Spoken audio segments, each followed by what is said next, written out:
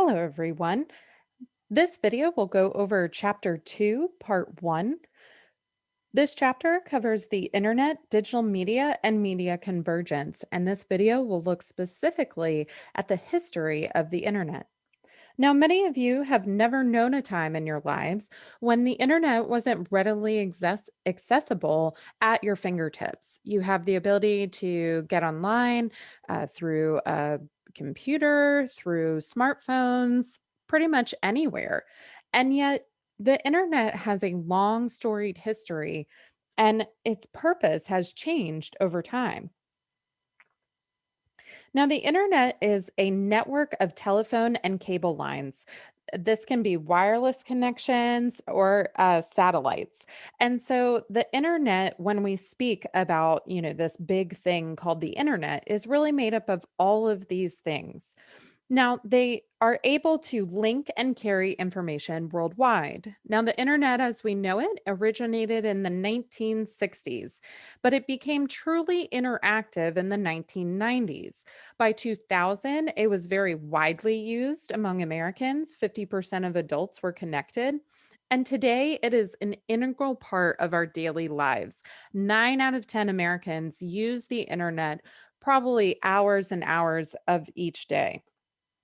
Now, the birth of the actually started as a military project. It started in the Defense Department's Advanced Research Projects Agency, known as ARPA. Researchers and military members were trying to communicate on this network system to be able to very quickly share information. And so they created ARPANET, which then later became nicknamed the Net, and it was wired. So it first started out, as you can see, just connecting Utah and some places in California. Then they were able to connect the East Coast, and then it grew and grew throughout the late 70s. Now, the interesting part of the net created by ARPA was that there was no master switch, meaning there was no way to turn off the internet.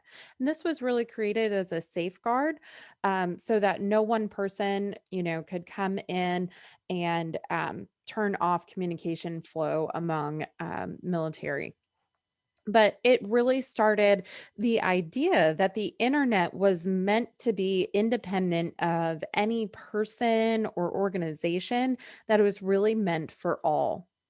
Now, email as we know it was created in 1971 by the computer engineer Ray Tomlinson. He was trying to create software that would send an electronic mail message to any computer that was connected to ARPANET. And in order to find that user, he created or he used the at symbol on our keyboard in order to find the location of that computer user. Now, the at symbol, as you know from your own email addresses, is now how we say what email platform you're using, such as Gmail or your Montevallo Outlook account. But the at symbol tells us the location of a computer user. Now, the internet and email really became marketable mediums, meaning that they could be sold out to other people in the early 1970s when personal PCs really came on the scene. You can see in this far left photo, this is one computer. So when my dad was in college in the 70s at Georgia Tech, they had a computer that took up an entire building. And so that obviously is not something the average person can own. But in the early 1970s, we get microprocessors or personal PCs. These allowed people to own a computer, obviously at a very high price at that point, but it allowed more people to join the quote unquote net. Now, in 1986, the National Science Foundation created the NSF-Net, which was a high speed network that allowed for more connections into the internet. And by the mid 1980s, we got fiber optic cable that allowed more and more people to gain access to the internet and therefore allow it to be sold as something that could be used by the everyday person. I remember back in the early 90s getting internet for the first time, and it was a really cool thing. Now, the commercialization of the internet really began with the invention of the World Wide Web. Tim Berners-Lee was the creator of the World Wide Web, which is a data linking system that allows computers to share information no matter where they're located on the internet. In order to create the World Wide Web, you use a special language called HTML, which is hypertext markup language. This code creates web pages and links. So if you were ever to look at a basic internet page, there is HTML coded language behind it that makes it visible to you once that code is generated. Now, web browsers also allowed people to be able to access the World Wide Web. These are software that help you navigate the web. So, the first window based browser to load text and graphics in a magazine layout, similar to how most web browsers are today, the very first one was called Mosaic. And Mosaic, as you can see on the bottom, or excuse me, the middle picture, really brought up images and text for internet pages. Now, the first commercial browser that was really accessible for most people was Netscape, which you can see on the bottom right hand corner of your screen, and then Internet Explorer, which is what many of us use, that and Chrome. Um, Became popular in 1995. And of course, Safari is in there as well for you Mac users.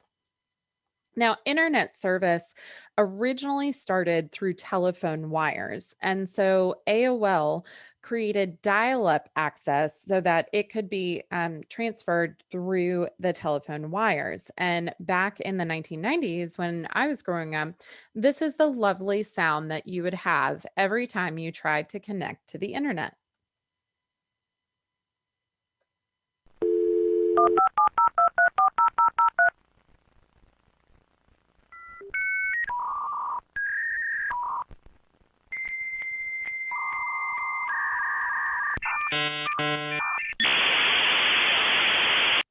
And if you were on the telephone while someone else in your house or family was trying to connect to the internet, you'd be talking to someone on the landline phone, and all of a sudden you'd hear those horrible noises.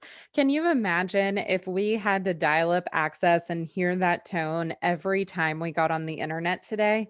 Oh, it brings back fond memories, but it's kind of funny to think about now.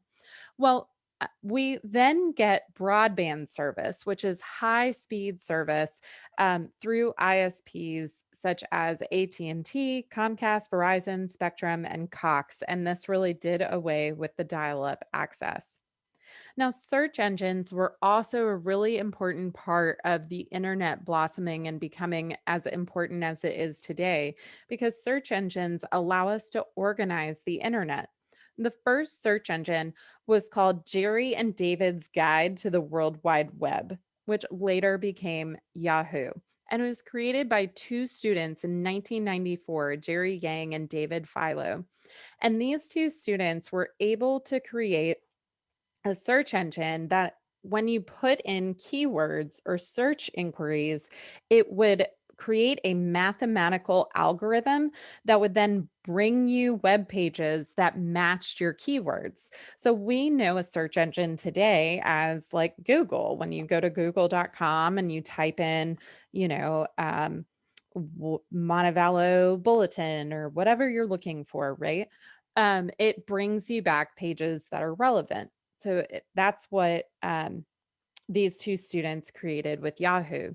Now, Google is the most popular search engine today. And as of 2016, search engines are able to search through 130 trillion web pages. Now, today, the internet is obviously an critical part of our lives. Most of us could not function properly without the internet. I know in my neighborhood, when the internet goes out, people just go crazy, right? But currently, worldwide, There are 4.5 billion people who use the internet globally as of July 2020. That's 59% of our global population. So when you think about all those remote areas that don't have it, you're really talking about a very significant chunk of the global population.